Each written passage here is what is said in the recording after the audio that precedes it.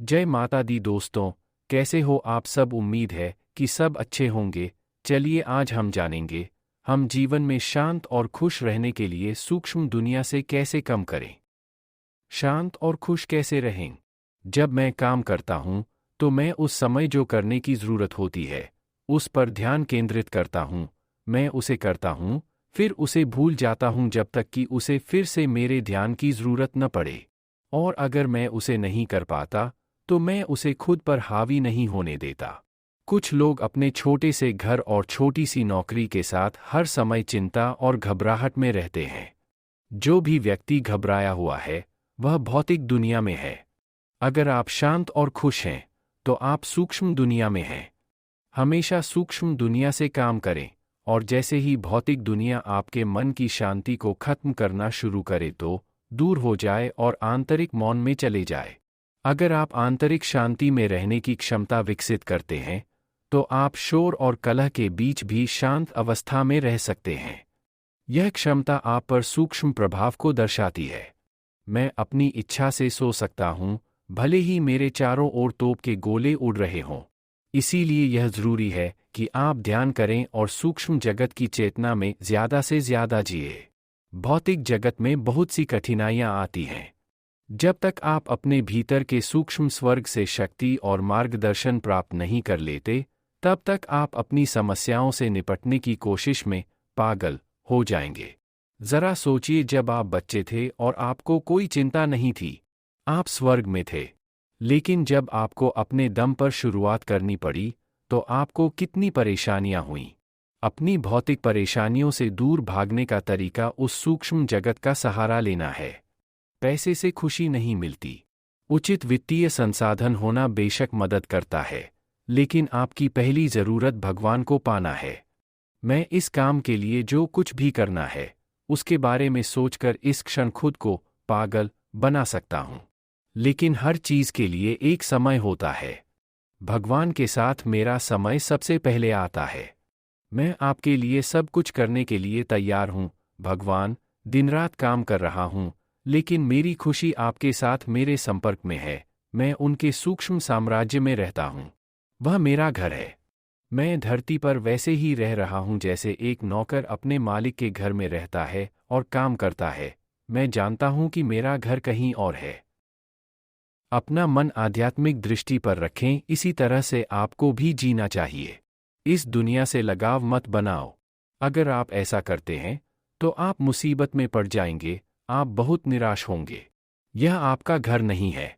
ईश्वर का स्वर्गीय राज्य आपका घर है। अभी वहीं रहो। आप जो भी कर रहे हों, अपनी आंतरिक शांति और स्थिरता पर ध्यान केंद्रित करें। अपने मन को आध्यात्मिक दृष्टि से लगाएं और अपने विचारों को ईश्वर के विचारों में व्यस्त रखें। अधिक ध्यान करें। अपनी प्रार्थनाओं के साथ आकाश को मथें जब तक कि मौन से ईश्वर का प्रकाश प्रकट न हो जाए। अगर आप इस जीवन में ईश्वर को जानना चाहते हैं तो रात को तब तक न सोए जब तक आप उनसे संपर्क न कर लें।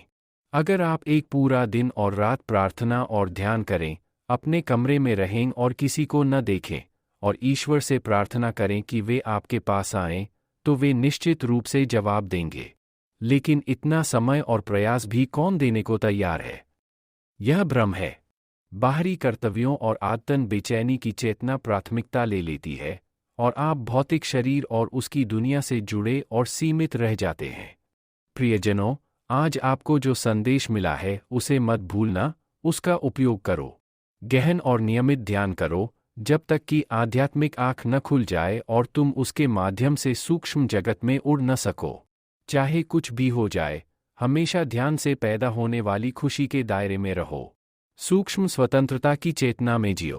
क्रिया योग विज्ञान की तकनीकों के समर्पित अभ्यास से तुम निश्चित रूप से ऐसा करने में सक्षम हो जाओगे जो मैंने तुम्हें दी हैं। यह संसार एक भयानक स्वप्न है। मुझे आशा है कि आप सभी इसे समझेंगे। अपने स्वप्न जीवन की अंतिम सांस तक मैं आपको बताता रहूंगा कि इस स्वप्न से कैसे जल्दी से जल्दी बाहर निकला जाए। प्रतीक्षा मत कर, क्योंकि एक बुरा विचार आपको मृत्यु की घाटी में ले जा सकता है और एक अच्छा विचार आपको ईश्वर के राज्य में ले जा सकता है। इसलिए अपने आप में व्यस्त हो जाओ। फिर जीवन के पथ के अंत में आपको ईश्वर की अद्भुत सद्भाव, शांति और सुंदरता मिलेगी। वह आपका इंतजार कर रहा है। वह आपके बारे में बहुत चिंतित है, क्योंकि वह आपके सहयोग के बिना आपको मुक्त नहीं कर सकता। अपने भीतर उस महान शांति पर ध्यान केंद्रित करें, और आप देखेंगे कि दुनिया की सीमाओं की सभी छायाएं पिघल जाती हैं, और भ्रम की इस चलचित्र के पीछे एक स्वर्गीय सूक्ष्म दुनिया शाश्वत है। हर रात ध्यान में अपने आप को भगवान के चरणों में समर्पित कर दो। अपने दिल की गहराई से उसे पुकारो। उसके लिए तब तक रो जब तक तुम्हारा सिर और तुम्हारा दिल उसकी लालसा से फटने न लगे। तुम्हें आना ही होगा। अपने आप को मेरे सामने प्रकट करो। अगर तुम हार नहीं मानते, तो भगवान तुम्हारे पास आएंगे।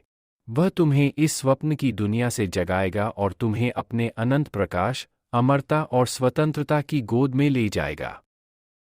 दोस्तों, फिर मिलेंगे एक नई जानकारी के साथ। तब तक के लिए राधे राधे।